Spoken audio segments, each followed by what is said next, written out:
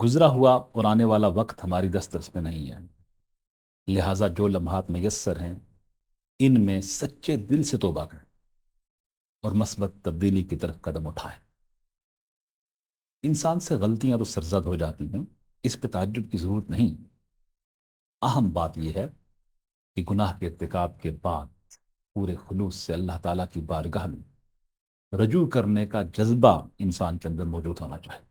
یہ بات بھی قابل غور ہے کہ جو لوگ نیک اعمال مشغول رہتے ہیں وہ اللہ تعالیٰ کے قریب سے قریب تر ہو جاتے ہیں، اور جو لوگ گناہ پر قائم رہتے ہیں وہ اس کے فضل سے دور ہو جاتے ہیں، اور غلطی کے بعد نیکی کی راہ کو لوٹ آنے والے کامیاب قرار پاتے ہیں۔ تو آئیے زندگی کی اس مہلت سے فائدہ اٹھائیں، پورے اخلاص سے توبہ کریں اور عزم و امید کے ساتھ نیکی اور سچائی کی راہ پہ چلیں۔